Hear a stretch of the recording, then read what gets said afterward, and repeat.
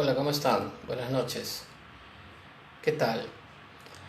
Hoy voy a hablar algunas cosas relacionadas con es una pequeña memoria, una pequeña reflexión acerca de lo que ha significado para mí.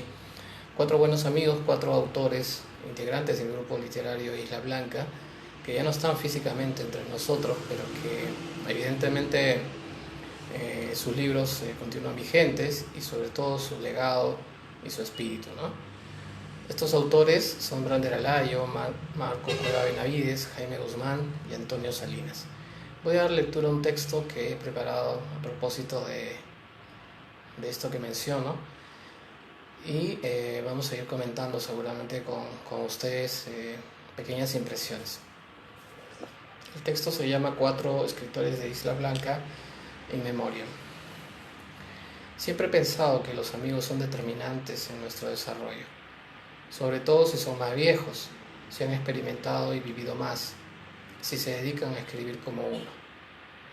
Hace más de 20 años, tras mi regreso al puerto de Chimbote luego de una intensa década de exilio voluntario, conocí a varios escritores de los cuales hoy me permito ocuparme. Gente que me acercó a los libros y a la escena cultural de mi ciudad, espacio que por entonces en verdad desconocía. Autores que influyeron en mi quehacer y en el de los demás, seres de alta sensibilidad con quienes nos acompañamos y compartimos la alegría de escribir y de pensar, de estar de pie sobre el mundo. Un obrero de la literatura. Recuerdo a Brander Alayo, presa de la desazón y el desconcierto en el consultorio pediátrico de Marco Cueva a fines de los 90. Las observaciones y tachas a los cuentos que escribía y ponía en nuestras manos le quitaban a veces el estupendo sentido del humor que lo caracterizaba. Lo recuerdo también vigilando bajo un sol abrasador el mural que pintamos un domingo en las paredes exteriores del colegio argentino, marchando junto a los maestros en huelga, sentado en la computadora de la imprenta donde se imprimía Alborada, llamando a la puerta de casa para alcanzarme sus nuevas publicaciones. Recordar a Brander hace inevitable pensar en las niñas y niños de su escuela a quienes alguna vez nos llevó a conocer mientras sembraban plantas en los jardines interiores de su colegio primario. Pienso en él y recuerdo los ojos fascinados y cálidos de los niños, pequeños que querían mucho a su maestro y, sin saberlo, lo acompañaban en su soledad. Alguna vez hablé con Brander de la soledad del escritor, aquella que muchas veces nos aparta del camino y del mundo. Tienes que socializar lo que escribes, rubio, fotocopia y comparte. Háblale a tu gente o léeles. Cuéntale lo que has escrito. A pesar de haber habitado el puerto desde su primer año de vida, Brander se consideraba santiaguino y fue un fervoroso seguidor y difusor de la obra de César Vallejo. Autor de libros de poesía, cuento y ensayo, fue su serie escolar y recopilatoria de narrativa infantil Poecuento lo que quizás mejor lo definía. Un maestro comprometido con el trabajo de cambiar mentalidades, de abrir nuevos caminos en la tarea pedagógica. Recuerdo que la noche que se velaron sus restos en la casa del Carmen, había tanta gente que se tuvo que cerrar la calle y ocupar las veredas para instalar toldos y sillas. Su partida, tras el penoso incidente a bordo de un colectivo, afectó a quienes lo conocían, a quienes lo habían escuchado en manifestaciones públicas y a quienes lo habíamos leído. Cuando Brander murió, estaba terminando de escribir mi primera novela. Fue entonces que, de manera no prevista, decidí añadir de alguna forma el recuerdo de lo que significaba su desaparición.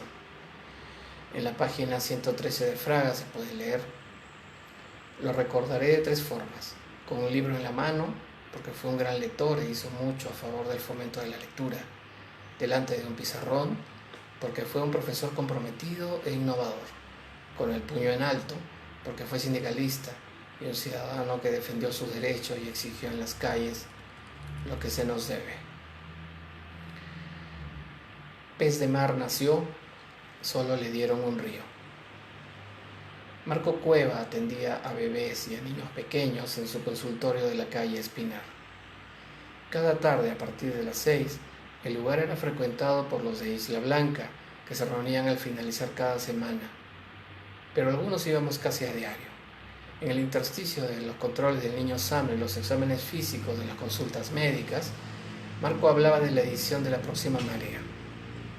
Eran los últimos días del siglo XX y a veces, cuando los niños lloraban ardiendo en fiebres o infecciones, desarrollábamos la reunión en la sala de espera hasta que él llegaba a sumarse. Conocí a Marco Cueva por ese tiempo. Nos presentó Jaime Guzmán y dijo que teníamos mucho de qué hablar.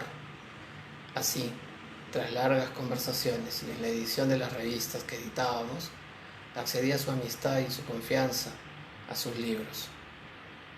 Para llegar a ser hombre se necesita primero confundirse y sumirse en las tinieblas. Solo después de eso se encuentra la madurez suficiente para vivir. La cita que de Sartre está consignada a manera de epígrafe en Sobre el Arenal, quizá el libro por el que más se lo recuerda. Los poemas, relatos y ensayos de Marco ahondaron y develaron siempre la tragedia social que vive el ser humano, así como la diaria batalla que libra el personal de salud para salvar vidas e intentar paliar la coyuntura. Fue un hombre dedicado a investigar, un ser fraterno con sus estudiantes y amigos, solidario con las causas justas, con los menos favorecidos. Hubo un tiempo en que con Marco caminamos juntos muy seguido. Recuerdo en particular una mañana de hace 20 años, víspera de Navidad. Nos habíamos adentrado en las invasiones del sur de la ciudad a bordo de su viejo auto, buscando en vano una dirección donde entregar postales con alimentos, panetones, chocolate, leche y juguetes. Al mediodía, bajo el sol abrasador y cansados de deambular, decidimos convocar a los niños y niñas del lugar alrededor de una de las tomas de agua. Cientos de niños del asentamiento humano aparecieron poco a poco, algunos con sus madres. Como iban a faltar presentes, Marco decidió dirigirse al mercado del sur para comprar más cosas. Entre las madres de la zona preparaban la chocolatada y la entrega de panetones. Una vez finalizado el reparto, cuando ya nos íbamos, aparecieron nuevos grupos de niños que llegaron caminando de las barriadas vecinas. Fue ahí cuando Marco, preso de la impotencia y al volante de su auto, dejó caer varias lágrimas. Sobrevino entonces un silencio de algunos minutos que nos parecieron eternos. Después bajó y habló con los niños, con el dirigente que los había llevado. Al día siguiente había que volver para una nueva jornada solidaria. Si menciono todo esto es porque existe un vínculo indisoluble entre la realidad social que le tocó vivir al autor y los libros que escribió. Por eso cuando voy al mar de Pacasmayo, su ciudad natal, me es inevitable recordarlo. Por eso cuando veo un niño enfermo, pienso que podría llamarlo para solucionar el problema. A veces hasta he recurrido a su hija Tania, que también es pediatra, para alguna consulta, porque sé que Marco está presente en sus hijos, vive en su familia, en todos aquellos que lo conocimos. Marco Cueva y Brander Alayo fueron grandes amigos, no solamente compañeros en la literatura, sino también amigos. Brander Alayo publicó, por ejemplo, un primer libro, recuerdo, que se llamó Desasosiego, un libro por el cual lo fastidiábamos mucho porque por un error de la imprenta o qué sé yo, de los avatares de la edición, Desasosiego había sido escrito con C, y entonces tenía que poner, cada vez que se citaba el libro, tenía que poner entre paréntesis SIC, ¿no? Y también publicó un libro que se llamó Aventuras de la Mariposilla, un libro de literatura infantil, ¿no? Así como también ensayo pedagógico en los últimos años de vida.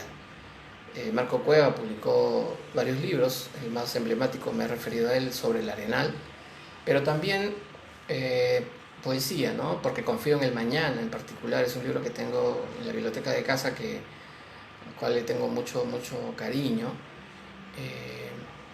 Y bueno, el recuerdo permanente de su vida azarosa en Argentina cuando era estudiante en La Plata, y la dictadura de Videla pues se encargaba de aniquilar a quienes pensaban distinto, ¿no? Seguimos con esta lectura. El siguiente subtítulo se llama Chimbotano hasta las lágrimas.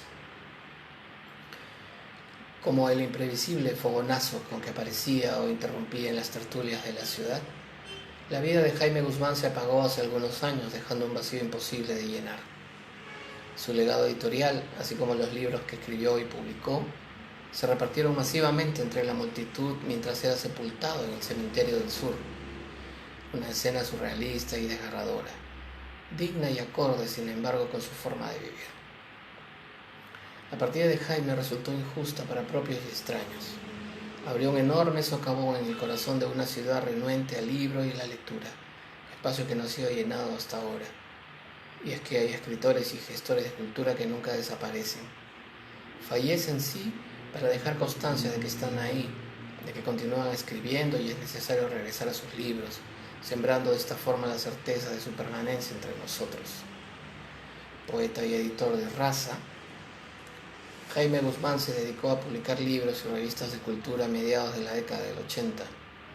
Tocó puertas y encontró portazos. No se amilanó, sin embargo, y perseveró en su pasión de publicar a los autores del puerto y hacerlos conocidos en las escuelas. No he conocido a alguien que ame tanto el lugar donde nació como Jaime.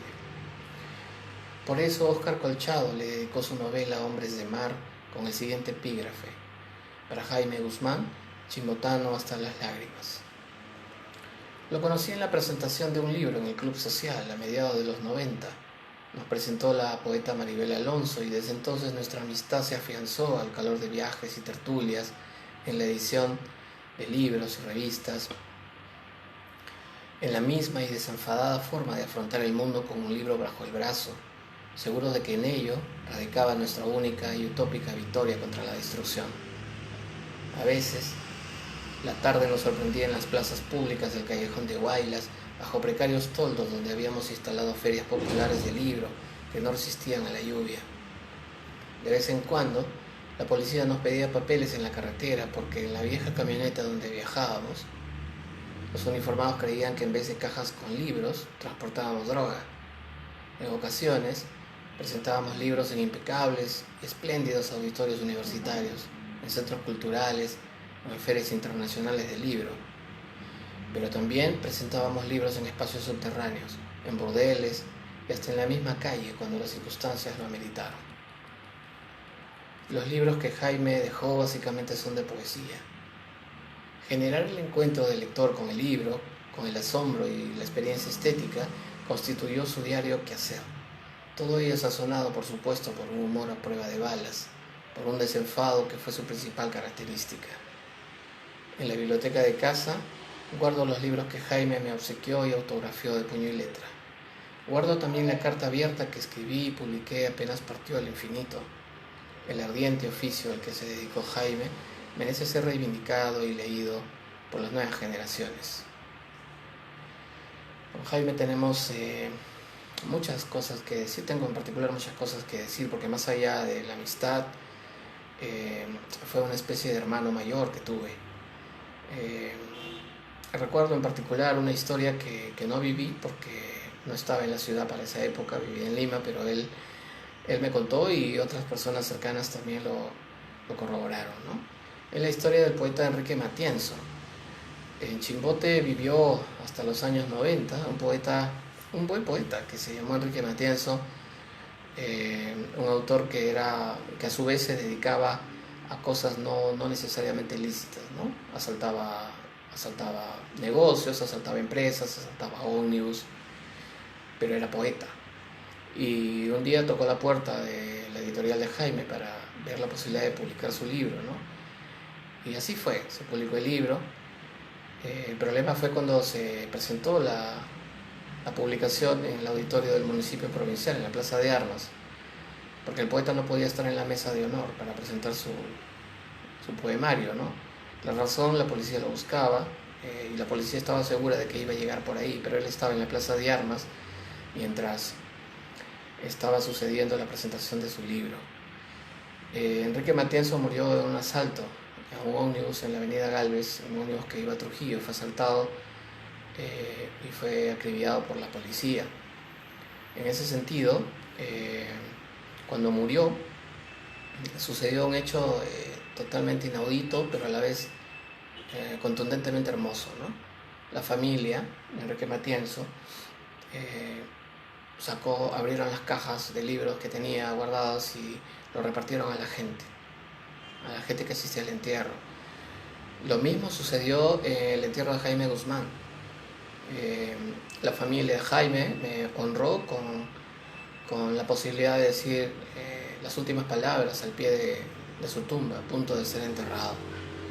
Yo recuerdo que dije algunas cosas y luego me quebré porque era muy complicado para mí hablar en esa circunstancia.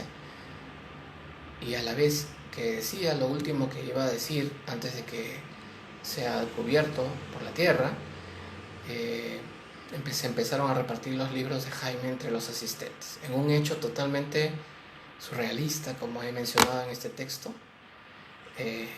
pero rotundamente hermoso también. Voy a seguir con el cuarto autor. Es un autor que se llama Antonio Salinas. Los ataúdes de Salinas. Conocí a Antonio Salinas, conocerlo es palabra mayor, escasamente accedí a sus libros en la biblioteca de Chimbote. Del inicial estremecimiento y conmoción que me generó la lectura del Bagre Partido, su principal libro de cuentos, llegó a mi mente el recuerdo de sus crónicas que había leído años anteriores en la revista Altamar. Se exacerbó así la idea de conocerlo en persona. Para entonces, desconocía que Salinas había muerto algunos años antes.